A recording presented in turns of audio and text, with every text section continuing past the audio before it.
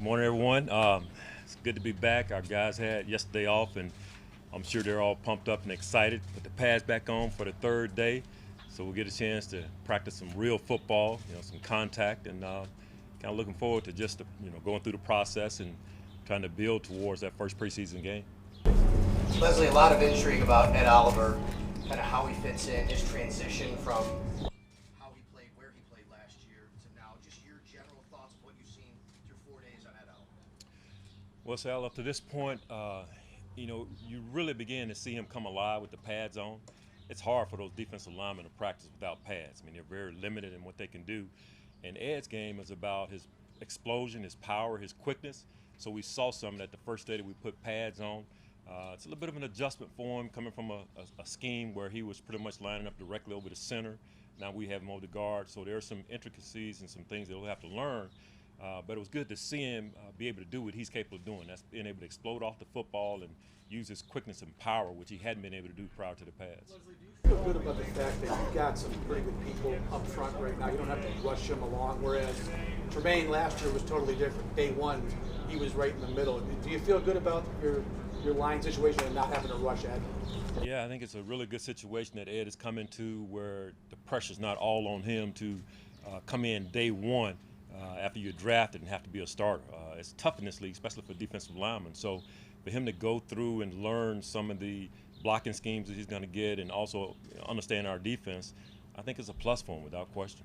What's a guy like that who specializes in like an interior pass rush do for guys like Jerry Hughes, Shaq Lawson, Trent Murphy on the outside? Well, one of the reasons we were so excited about Ed when we drafted him and when we were scouting him as well was we saw the potential for him to be able to win against guards one-on-one. And so what that does when people try to slide the line, say maybe to Ed on the inside, well, you know how we feel about Jerry. He's one of the premier pass rushers in our league. And if we can take some of those chips and double teams and slides away from Jerry, well, that gives us an opportunity to get one of the best edge rushers in a one-on-one situation against offensive tackles. So we're hoping that Ed can give us that interior push that we need, and if it happens, that's going to open up some things for Jerry for sure. Staying with Ed, you say you have patience or you can't have patience, but when you're a top pick like he is, there's a natural thing that everybody who are around would think, or maybe he would think he can move into that. How do you think he's handled, if you'd say, being patient with his role until he's in that spot? I think up to this point, he's been pretty good about it. I mean, we've only been here for a few days, so we'll see how things go as the preseason goes. I'm sure he's chomping at the bit, and we've begun to give him some first team reps also. We split some of those reps, so it's not completely all backup reps. So we'll gradually bring him along, but his attitude has been great. He hasn't complained. He understands the situation, and but like all players, eventually he'll want to start.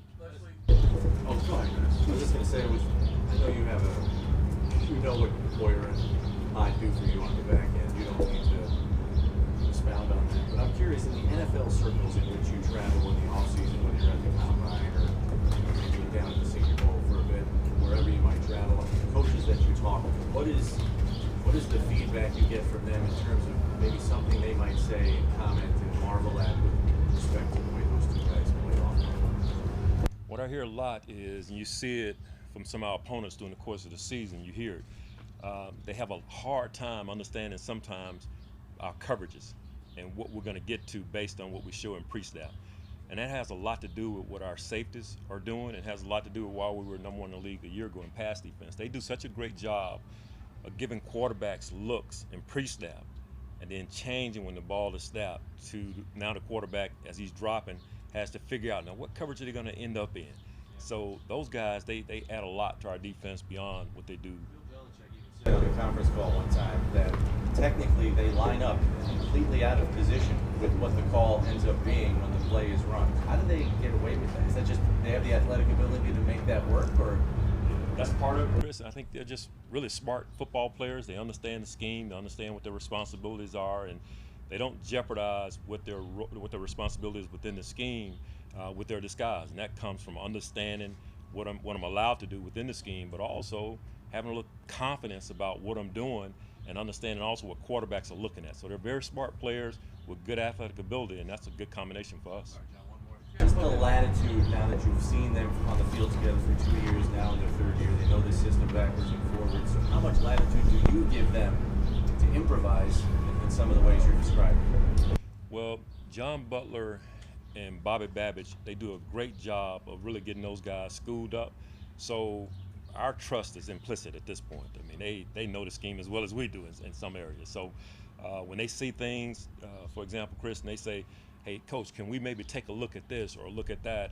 I'm listening, and probably 8 out of 10 times I'm going to say, yeah, go ahead and do it, because, I mean, they've earned that trust because of some of the things they've done for our defense. I got to piggyback on Chris's topic, but when you saw Josh and John Brown burning, deep a couple of days ago, how did those guys adjust, and do you have that confidence in them to adjust when they see what team, what an opponent is doing to them, given, their veteran nature? Yeah, John, one of the areas we've been really, really good at in our 2 years together, I think we've been maybe top 3, top 2 as far as giving up explosive passes. And, we'd have an answer for someone trying to do what our offense was doing the other day, and that answer would be Jordan and Micah. They take away people's desire to go down deep against our defense. In particular, Micah Hyde, his ball skills. I remember our first year, maybe the first 2 or 3 games, people were challenging us down the field. We go down to Atlanta, they challenge Micah down the middle of the field. He makes a great interception, and as the season went on, there were fewer and fewer people taking shots against our defense, and last year was similar. And a lot of it has to do with a guy like Micah Hyde, who just discourages quarterbacks from taking shots down the field because of his range and his athleticism. So I'm happy to see our offense take some shots in practice and make some of those plays, and it makes us better. Go ahead, John. I'm sorry. And just the question I was going to ask was, Sean McDermott was talking about wanting a meaner defense. Is it? How do you go about doing that? Is it easier to do that when you have a group that returns mostly intact? Yeah, I think you always want to have a tough-minded defense, and there are different ways to show that. I don't know if it's easier because you got so many guys returning. I think you just go out and play defense. I mean, every defense in the league wants to be a tough, hard-nosed defense. There isn't one that doesn't in the 32 teams. So we're no different. We want to be a tough, hard-nosed group, and we'll work towards that. But we want to be smart also. You don't want to be out there, trying to be a tough guy, and all of a sudden we get a personal foul that doesn't help our defense. So we want to be smart about what we're doing. But yes, we obviously want to be a tough, hard-nosed defense. I wonder what you're seeing and what you're getting different from Trent Murphy this year than a year ago in camp when he was still coming back. Actually didn't have much work at all in camp. Yeah, I tell you, it's night and day when you see his movement in the drills and the fact that he's able to practice every day, which he wasn't able to do a season ago about this time. So to see him in the drills and see him move around, especially now that we've gotten the pads on, it kind of encourages all of us. We're going to get more of the guy that we saw when we signed him in free agency, and that's encouraging. He's a year removed now from his surgery, so he's got a year on his belt, and so far so good the way he's looked in camp. Hey, looking at your depth chart, everything is pretty good the way it is right now. But one area might be backup linebacker. You've got a solid 3 behind them. You've got some guys who are inexperienced. How much of a concern, if you were to have an injury or two, what you have behind those starting 3? Well, that's the big deal probably with most teams. It's hard to replace some of the guys you have as starters. But we feel really good about our backups. We feel like Corey Thompson, he gives us something. Last season when Matt went down and Corey stepped in, he really did a good job for us, and he gives us some versatility as well. He can play either of the outside positions. Julian Stafford is coming along, really good special teams player. He's better a year later in the scheme and understanding what we're looking for as the backup Mike. So what Corey provides for us, what Julian provides as a backup middle linebacker now with the young guys, with Terrell, with Maurice coming in, we feel like we have some young guys kind of in the wings, but Corey gives us that flexibility because of his swing ability, that we don't feel like we're going to have a big drop-off based on what he did at the end of last season. You mentioned Matt. He got injured last year, was playing at a really high level. Where is he at now, early on in camp, compared to where he was when he got hurt? He's climbing and getting back to where he was. He's not, completely there yet. He missed some football at the end of the year, and then he had to go through rehab throughout the off season. And even in our OTAs and mini camps, you could see that he was off just a little bit. So this time is really helping him. He'll benefit a great deal from training camp and some of the things that we're doing now to gain his confidence and not be afraid of that leg. So he's not quite there yet, but he's real close. Leslie, a lot of us noted how well Kevin Johnson looked in OTAs and minicamp out there. Seems like he's carried that over here a little bit. What does that say about Levi, that he's still kind of holding that spot down, so to speak, opposite Trey White?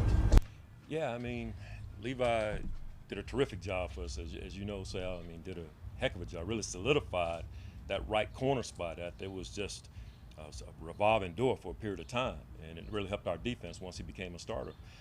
Kevin, you know, his issue is not his athleticism or his ability to play corner. It's going to be how will he be when we get in live situations. You know, can he hold up from a physical standpoint? Because that's been the one thing that's held him back. I mean, that's why he's here. So, you know, we'll see how things goes once we start playing real games in the preseason, and he has to go through contact, and that'll probably determine, you know, where he ends up at. Going back to Trey, what do you need to see from him in year 3 as he kind of transitions from that up-and-coming player to a franchise cornerstone? Well, Trey Davis is, you know, a guy that brings a smile to all our faces, because to come in as a rookie and do what he did, and then to build on that his second season, where, you know, even his first year we were matching him up with the top receivers, and that's not an easy deal in our league for sure.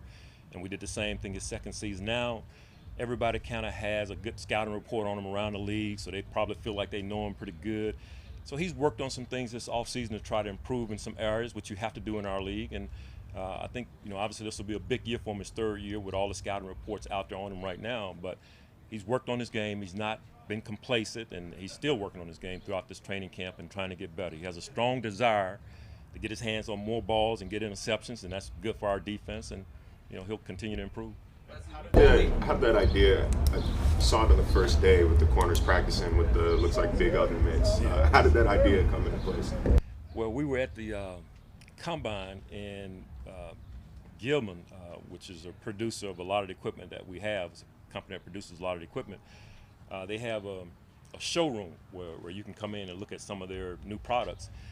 And so John Butler, Bobby Babbage, our secondary coaches, had a chance to visit, saw that as a potential idea to encourage our guys, especially with the new rule about pass interference, just another way to hone in on our guys about, you know, not using their hands to the point where they're grabbing receivers. So it's a way to subconsciously make them aware of, I can get my hands on it, but I can't grab.